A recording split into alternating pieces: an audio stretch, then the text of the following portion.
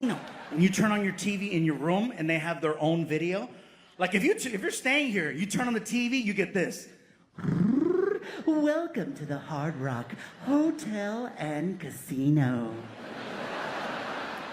24-hour gambling 7 days a week, 365 days a year.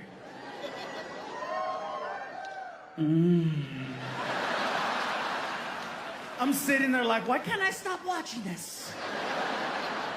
And I started thinking at this point, why don't they just do that to the slot machines? You know what I mean? Gambling's already shameless, might as well go all the way.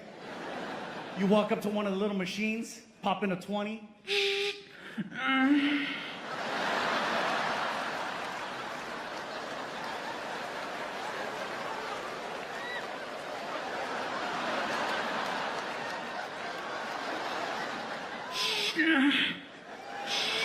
Don't stop. I'm not gonna stop. People are walking by. What are you doing? Trying to get the jackpot. Yeah, man. I'm gonna start the show off tonight with a question. That's not normally how comedy shows happen, but I'm gonna start it off with the question. The question is, who here tonight has never heard of me up until tonight? 5, 2, 5. Okay, to those of you, the 5 of you, I say sorry. I know you got excited, you saw the ticket, you saw the last name, and then I walked out and you're like, Enrique got bigger.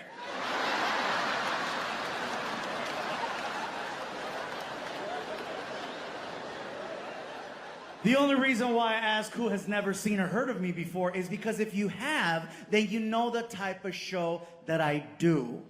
And you know the type of show that I don't do. Like, I'm not here to tell you who to vote for, who not to vote for, what shot to take, or what baby to get rid of. That's not for me to say. And if you're already offended, you just missed the whole point of that. I'm telling you what I'm not gonna do. I promise you, I am here to entertain, not offend. Okay? We're gonna have fun with everybody, starting with me, but I'm just gonna let you know, we are living in a very different time. I've been doing this so long, I always figured as long as I'm being nice, I shouldn't have any issues. But it's a very different time. This is year 27 for me. Yeah. 27 years of being a comedian. And in those 27 years, I never had to worry. You know, when I first got started, shoot, 1997, I was clean shaven. Yeah, I had hair. I know, look at some of you. What happened? Huh? Vaccine, I know. I'm kidding. I'm kidding. Sorry, Florida. I'm kidding. I said vaccine. Some of you were like, I told you. Yeah, no. Te dije, el gordo dijo. Yeah. And oh, by the way, I have some friends that tell me, dude, man, you're making money now. Why don't you get the hair thingy? I said, for what? Well, you know, some women, they want a guy with hair. Well, good for them. And they're not lying. I have gone out with some women that made it a point to tell me that hair was important. One told me flat out, I need to be able to run my fingers through your hair. Yeah? And I told her, hey, look, if you go deep enough.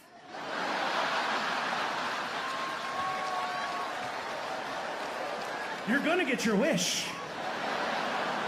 You were not specific on location. Hey, you want hair, you want pelos? I got you. But yeah, 27 years of being a comedian. And in those 27 years, I have seen a lot of comedians come and go. And I feel very grateful that in all that time, we've still managed to maintain a certain level.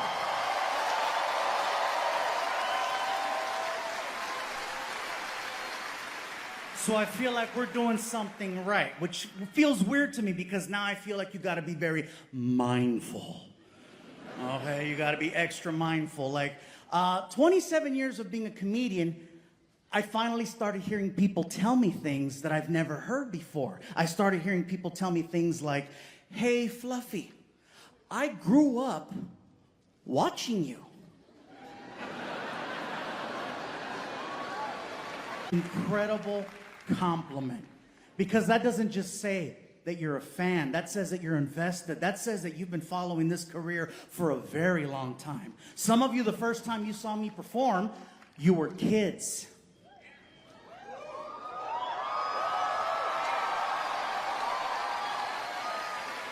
And now some of you are here tonight with your kids. And so I just want to say thank you for all those years of trust and continuing to come back to see the show. It means a lot.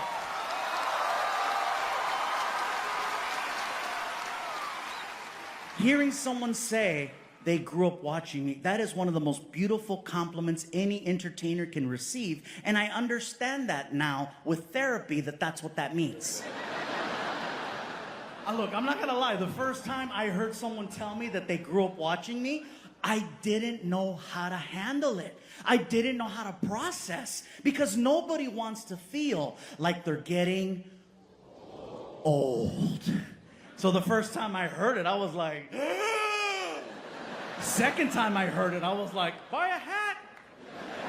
The third time I accepted it, I was like, many years ago, when I first got started, all of this was land as far as the eye could see. It was a very different time. And by the way, I don't know why my old voice is white. He just is.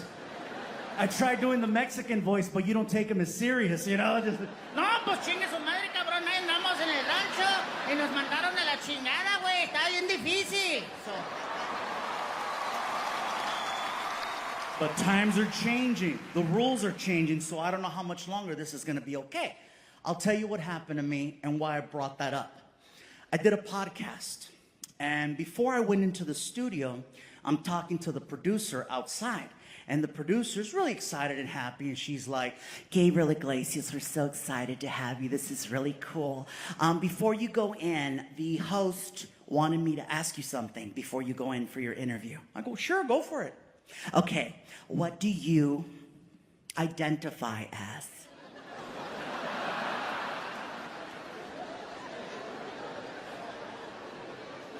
I wasn't sure how to answer that. I'm 47 years old. I didn't know what to say. I was like, shit, hungry, I guess. I mean, I'm tired, sleepy, depressed on Tuesdays. I don't know what you want me to say. See, here's the thing.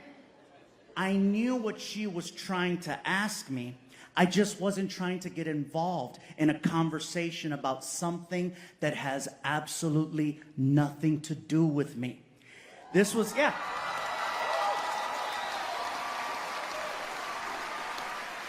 I felt like I was being baited because no matter how I answered that question, I was gonna find myself in an awkward situation. So, you know, because for me, I was just like, let me just be funny. But nowadays, you can't just not answer the question because silence is seen as a problem.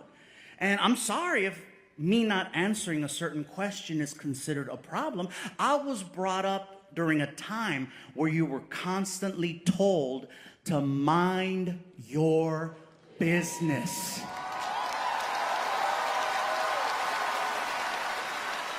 That's all I'm trying to do, is stay in my lane. Another thing we were constantly told was always respect your elders.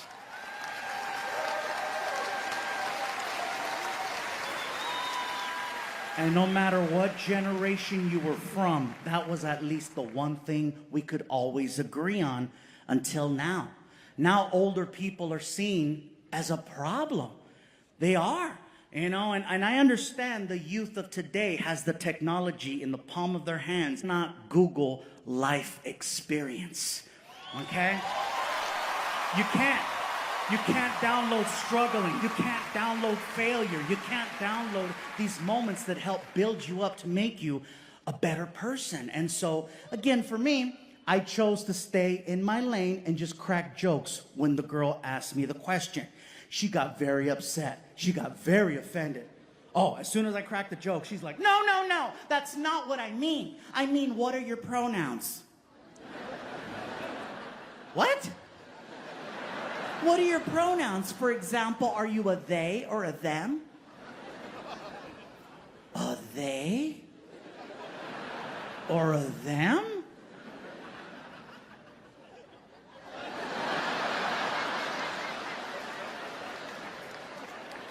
How fat am I? When did I stop being a it? Apparently I ate myself into a plural. That's what happened.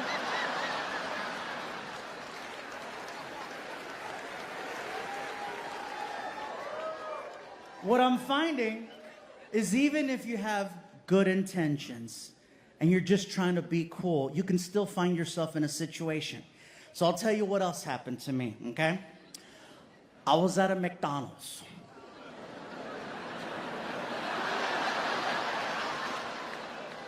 That's not even the joke, but okay.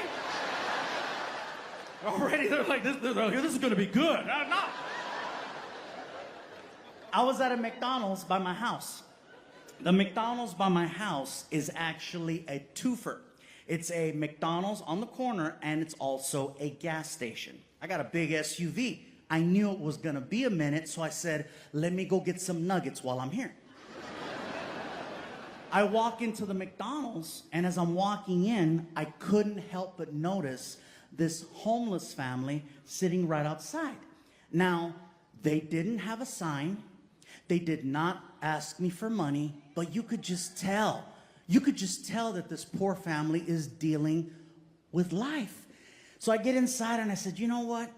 I don't need anything to eat. I really don't. At this point, it's just a habit.